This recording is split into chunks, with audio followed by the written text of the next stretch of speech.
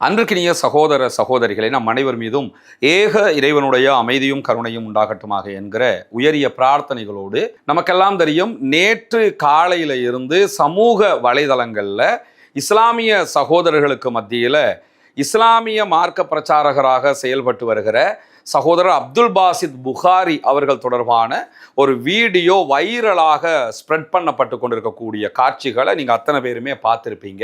அது தொடர்பாக அப்துல் பாசித் புகாரி என்ன செய்தார், ஏது, அல்லது அவர் பற்றிய பின் செய்திகள் முன் செய்திகள் என்கிற பெயரில் பல செய்திகளையும் பல சகோதரர்களும் பரப்பி வருகிறார்கள். முதலாவதாக ஒரு வீடியோ பரப்பப்படுகிறது.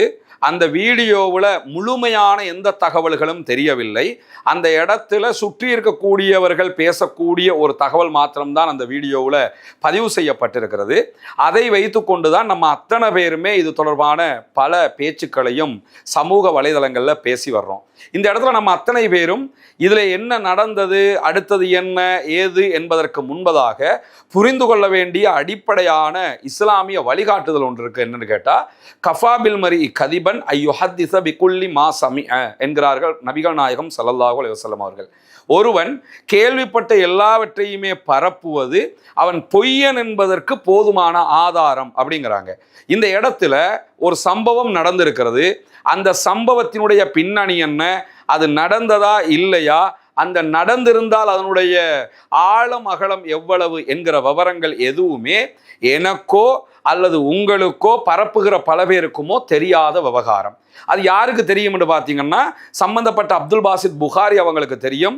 அவரோடு யார் பாதிக்கப்பட்டதாக சொல்லுவார்களோ அவங்களுக்கு தெரியும். இதை தவிர்த்து நிஜமாக என்ன நடந்தது என்கிற விவரங்கள் பெரும்பாலும் நம்ம யாருக்குமே தெரியாது. தெரியாத நேரத்திலேயே நம்ம பெரும்பாலானவங்க ஜட்ஜ்மெண்ட் வழங்குற இடத்துக்கு வந்துட்டதை நீங்க பார்க்க முடியும். நான் உணர்கிற ஒரு விவகாரத்தை தான் உங்களோட இந்த இடத்துல சொல்ல விளைகிறேன். அது என்னன்னா, ஏதாவது ஒரு சம்பவம், ஒரு அவமானம், ஒரு வீழ்ச்சி அல்லது ஒரு விதமான தொய்வு நிலை நமக்கு ஏதாவது ஏற்பட்டுடுச்சுன்னா மனித இயல்பு எப்படி இருக்கும் என்று கேட்டா, நம்ம லாயர் ஆகிருவோம், வாதிடுவதற்கு தயாராகி விடுவோம். இன்னொருவருக்கு நடந்து விட்டது என்று சொன்னா நம்ம ஜட்ஜ் ஆகிருவோம், நீதிபதியாக தீர்ப்பு சொல்வதற்கு தயாராகி விடுவோம். இப்படி பல பேரும், நான் உட்பட, நான் உங்களுக்கு மட்டும் விரல் நீட்டிட்டு போக விரும்பல, எல்லோருமே இந்த நிலை எடுப்பதை நம்ம பார்க்க முடியும். ஒருவர் மீது ஒரு செய்தி சொல்லப்படுகிறது என்றால் அந்த செய்திகள் சமூக வலைதள செய்திகளாக மாத்திரம் எடுத்துக்கொண்டு நம்ம தீர்ப்பு சொல்ல போயிட்டோம்னா உலகத்துல நம்ம எதையும் சொல்லிடலாம். நாளை மறுமை ஒன்று இருக்குதா இல்லையா,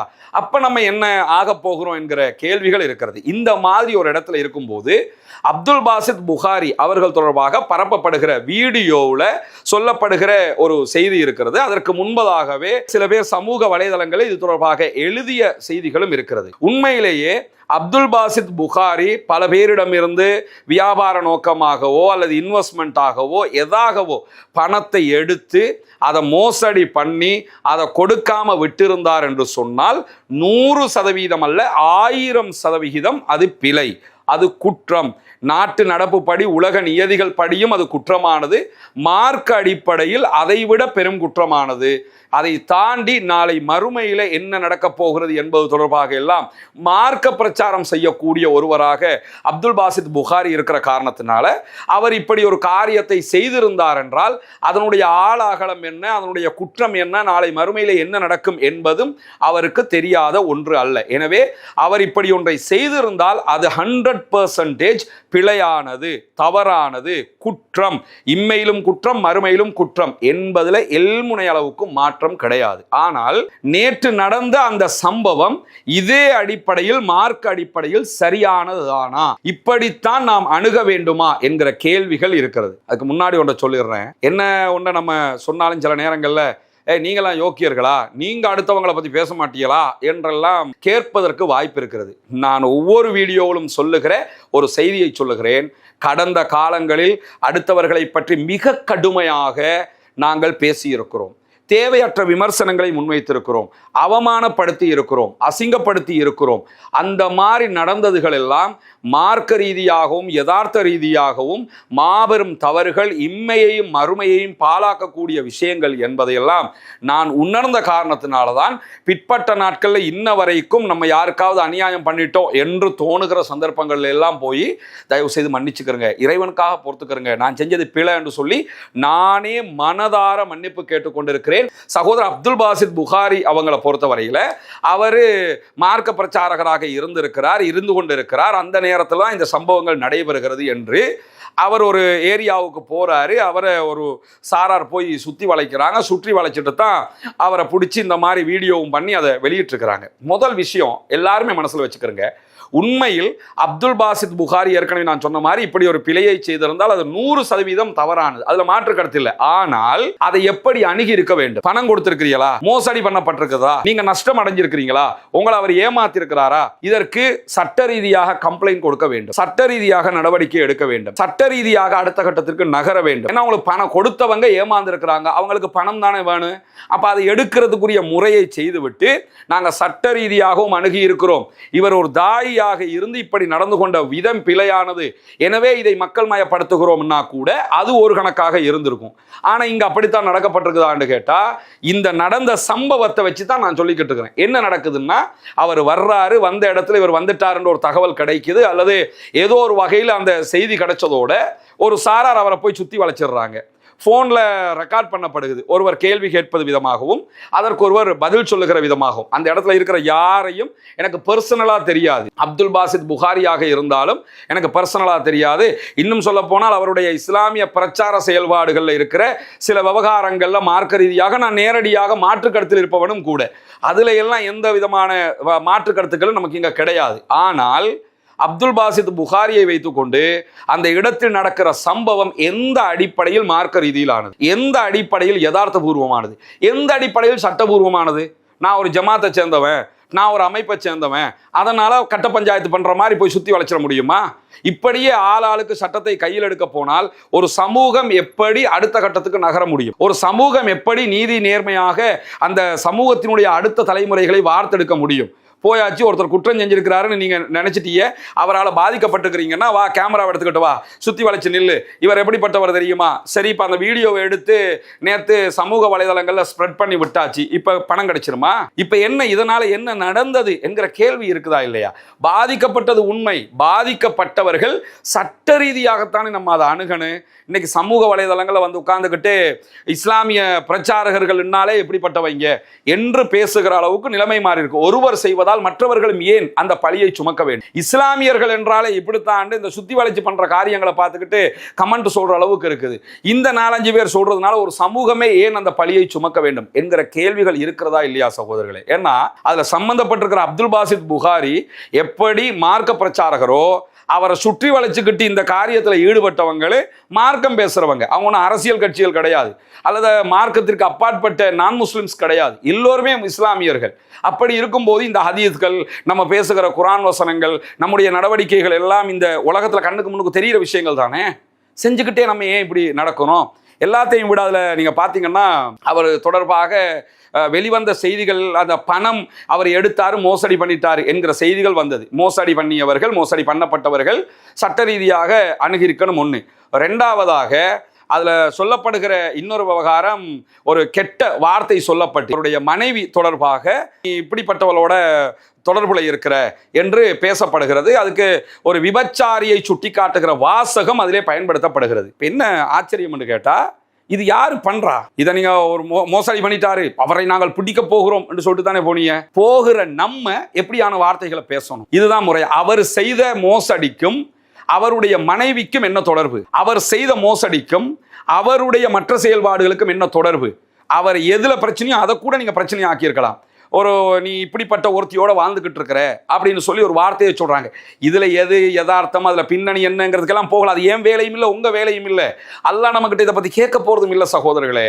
ஆனா இதை அவ்வளவு ஒரு விஷயமாக அவர்களை காட்டப்படுது இல்லை, நீ இப்படிப்பட்ட ஒருத்தியோட தான் வாழ்ந்துகிட்டு இருக்கிற அப்படின்னு சொல்லும் போது மட்டும் அப்துல் பாசித் புகாரி ஒரு பதில் சொல்லுகிறார். என்ன பதில் சொல்றாருன்னா, அல்லாஹ்வை பயந்துக்கிறங்க, விவரம் தெரியாம பேசாதீங்கிற மாதிரி ஒரு வேர்ட் சொல்றாரு. எனக்கு அந்த வார்த்தை ரீதியாக நினைவில் வச்சு நான் சொல்லலை, இதுக்கு ஈக்குவலான ஒரு வார்த்தையை அவர் சொல்றாரு. ஏன்னா அவருடைய மனைவி தொடர்பாக அல்லது அவருடைய ஃபேமிலி தொடர்பாக, அவருடைய ஒழுக்கம் தொடர்பாக இந்த குற்றச்சாட்டு வைக்கப்படும் போது மட்டும் பதில் பேசுறாரு. போலீஸால அவரை ஏத்திக்கிட்டு போறாங்க. பிறகு நம்ம அறிஞ்சுக்கிட்ட, கேள்விப்பட்ட, சோசியல் மீடியால பார்க்குற ஒரு விஷயம் என்னன்னா, அவரை போலீஸ் எழுதி வாங்கிட்டு அனுப்பி விட்டுட்டாங்க அப்படிங்கிறது. இப்போ நீங்க என்ன யோசிக்கணும்னா, ஒரு போலீஸ் வராமலேயே போலீஸ்காரண்ட வேலையை ஒரு சாரார் பண்றாங்க, ஓகே.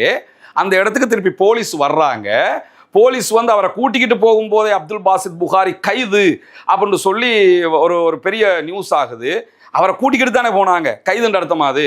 கூட்டிக்கிட்டு போனதுக்கு பிறகு அவர்கிட்ட எழுதி வாங்கிட்டு அமுச்சு விட்டாங்க அப்படிங்கிற செய்தி வருது. அப்ப எழுதி வாங்கிட்டு அமுச்சு விடுற அளவுக்குத்தான் உள்ள ஒரு சட்ட ரீதியாக இருக்கிற ஒரு விஷயம் எனும் போது இதை இப்ப இவ்வளவு தூரம் ஸ்ப்ரெட் பண்ணி பேசினதுனால என்ன நலவை நாம் கண்டிருக்கிறோம். இன்னும் ஒரு விஷயம் என்னன்னா, அவர் செய்திருந்தால், இப்படி வருகிற செய்தி அடிப்படையில் செய்திருந்தால் 100% பிழை. அதை நான் ஆரம்பத்திலே சொல்லிட்டேன், நன்றாக நினைவில் வைத்துக் கொள்ளுங்கள். அதை நான் திரும்ப திரும்ப சொல்லிடுறேன். ஆனா அவர் அப்படி நடந்துக்கிட்டார் என்பதை வைத்துக்கொண்டு சில பேரை நம்ம பார்க்குறோம். அவன் ஜுப்பா போட்டுக்கிட்டு திரியும் போதே நமக்கு தெரியும், அவன் வந்து தலையில் இப்படி போட்டுக்கிட்டு அப்படி இருக்கும்போதே நமக்கு தெரியும், அவரை வீடியோவுக்கு பின்னுக்கு அப்படி ஹம்மிங்கோடு அப்படியே போடும்போதே நமக்கு தெரியும் அவன் ஒரு மகா நடிகன், அவன் அப்படிப்பட்டவன் இப்படிப்பட்டவன். இதெல்லாம் சகோதரர்களே உங்களுக்கு மறுமையிலேயோ இம்மையிலேயோ என்ன பலனை தரப்போம், அதைத்தானே நம்ம யோசிக்கணும். எனக்கும் அப்துல் பாசித் புகாரி அவர்களுடைய பிரச்சார யுக்திகளில் சிலவற்றில் உடன்பாடு இல்லை தான். எல்லோருமே எல்லாவற்றிலும் உடன்பாடு காண முடியாது. அதற்காக அவர் மீது இப்போது சொல்லப்படுகிற குற்றச்சாட்டுக்கும் அவருடைய தாவா களத்தில் அவர் நடந்து கொண்ட முறைகளுக்கும் என்ன தொடர்பு இருக்கிறது? அவர் பிசினஸ் பண்ணணும்னு காசு கேட்டாரு, சம்பந்தப்பட்டவங்க அவரை நம்பி கொடுத்திருக்கிறாங்க, அவர் திரும்ப அதுக்குரிய லாபம் கொடுக்கல அல்லது முதல கொடுக்கலங்கிற பிரச்சனை தானே இப்போ ஓடிக்கிட்டு இருக்குது. அதற்கும் அவர் அல்லாஹ்வை மட்டும்தான் வணங்க வேண்டும் என்று சொன்னது பொய்யாகுமா? தூதரை மட்டும்தான் பின்பற்ற வேண்டும் என்று சொன்னது பொய்யாகுமா? இது என்ன வகை நியாயம்? அப்படி என்றால் அவர் பணத்தை எடுத்தார்ல, அதை பிஸ்னஸில் போட்டிருப்பார்ல, இதுக்கு லீகலாக அக்ரிமெண்ட் போட்டுக்கிட்டீங்களா? நாங்கள் நம்பி கொடுத்தோம்னா லீகலாக அக்ரிமெண்ட் போட்டு எழுத்தில் இருந்தால் அந்த அக்ரிமெண்ட்டை கொண்டு போய் போலீஸில் ஒப்படைச்சி சட்ட ரீதியாக வழக்கு போட்டு அவரை கூண்டில் ஏற்றி சட்ட ரீதியாக இவர் குற்றவாளி அப்படின்னு ஆக்கி விட்டுறலாமே. இதில் யாருக்கும் மாற்றுக்கிறது வரப்போகிறது இல்லையே. இங்கே உள்ள பிரச்சனை என்ன? சமூக வலைதளத்தில் கொண்டு வந்து ஒரு தரப்பு செய்தியை மட்டும் வைத்துக்கொண்டு நம்ம அத்தனை பேரும் ஜட்ஜ்மெண்ட் ஆகிறோம். ஏன்னா தன்னுடைய மனைவி தொடர்பாக அல்லது ஒரு பெண் தொடர்பாக பேசப்படுகிற போது அப்துல் பாசித் புகாரி ரியாக்ட் பண்றாரு, அதனால நமக்கு அவருக்கு கோபம் வந்துச்சுங்கிற விஷயம் தெரிய வருது, அவர் அதுக்கு என்ன பதில் சொன்னாருங்கிறது தெரிய வருது. மற்ற விவகாரங்கள் சொல்லும் போது அவர் கையை கட்டிக்கிட்டு சும்மா தான் அவர் இருக்கிறாரு, அவர் எஸ்ஸும் சொல்லலை நோவும் சொல்லலை. அப்படி இருக்கும்போது அவன் கலவெடுத்துட்டான், அவர் அப்படி பண்ணிட்டான் இப்படி பண்ணிட்டான்ங்கிறத எதை வச்சு நம்ம முடிவுக்கு வர்றோம்? என்ன அது அப்படி பண்ணிட்டாருன்னா அதை அப்படி கொண்டு வந்த ஆதாரத்தோட இந்த அடிப்படையில் இன்னாருக்கு பண்ணி இருக்கிறார் அப்படிங்கிறத கூட நம்ம முன் வச்சிருக்கலாம். அதுவும் சமூக வலைதளத்தில் வைக்கிறதுனால மட்டும் என்ன பலன் வரப்போகுது? அதை கொண்டு போய் போலீஸில் சட்ட ரீதியாக வைக்கணும். எனவே இந்த ஓவரோலாக இன்றைக்கு நேற்றில் இருந்து இன்ன வரைக்கும் இதனுடைய செய்திகளே மாறி மாறி மாறி மாறி பரவிக்கிட்டு இருக்குது. பரப்புகிற அத்தனை பேருமே ஜட்ஜ் ஆகிட்டாங்க. ஒரு பக்க செய்தியை மட்டும் நம்ம பார்க்குறோம். நபிகள் நாயகம் ஸல்லல்லாஹு அலைஹி வஸல்லம் அவர்கள் இந்த மாதிரி விவகாரத்தில் தீர்ப்பு சொல்வதற்கு நம்மை இப்படித்தான் கற்றுத்தந்திருக்கிறார்களா? இஸ்லாம் இப்படித்தான் கற்றுத்தந்திருக்கிறதா? கண்ணில்லாமலே ஒருவன் வந்தால் கூட அடுத்தவன் 2 கண்ணும் இல்லாமல் வருவதற்கு வாய்ப்பு இருக்கிறதா இல்லையா? எனவே அவர் தரப்புல இருந்து அந்த விளக்கத்தை சொல்லி இருக்கணும். இதுவரைக்கும் அவர் சொல்லலை. இதுக்கு முன்பதாக அவர் சொல்லி இருந்தாருன்னா இந்த ஃபித்னா எல்லாம் வந்திருக்காது என்பதுதான் என்னுடைய பார்வை. எது எப்படி போனாலும் தயவு செய்து நான் ஒரு ஜமாத் நடத்துகிறேன், நான் எனக்கு ஒரு 4 பேர் இருக்கிறாங்கிறதுக்காக நீங்கள் அவரை கூப்பிட்டு என்ன ஏதுன்னு விசாரிக்கிறது வேற, அவரை ஓடி திரிகிறாரா ஒழிச்சு திரிகிறாரா அவரை பிடிச்சி போலீஸில் ஒப்படைக்கிறதுங்கிறது வேற, அவரை பிடிச்சி சட்ட ரீதியாக நடவடிக்கை எடுக்க வைக்கிறதுங்கிறது வேற. அதை விட்டுவிட்டு இந்த மாதிரி வீடியோ எடுத்து சமூக வலைதளங்களில் சீரழிப்பது என்பது யதார்த்தபூர்வமானது கிடையாது. அதை ஒட்டி அவருடைய கடந்த கால இஸ்லாமிய பிரச்சாரம் முழுவதுமே பொய்யானது, போலியானது, நடிப்பானது என்று சொல்வதும் யதார்த்தபூர்வமானது கிடையாது. நம்ம அத்தனை பேருமே முஸ்லீம். இதில் இன்னொன்றையும் நான் சொல்லிக்கிறேன். இப்போ நான் இதை சொல்வதை ஏற்றுக்கொள்ள முடியாதவர்கள் கூட, அதை பொறுத்து கொள்ள முடியாதவர்கள் கூட என் மீது நீங்கள் வசைப்பாடலாம், என்னை திட்டலாம், எனக்கு எதிராக பேசலாம்.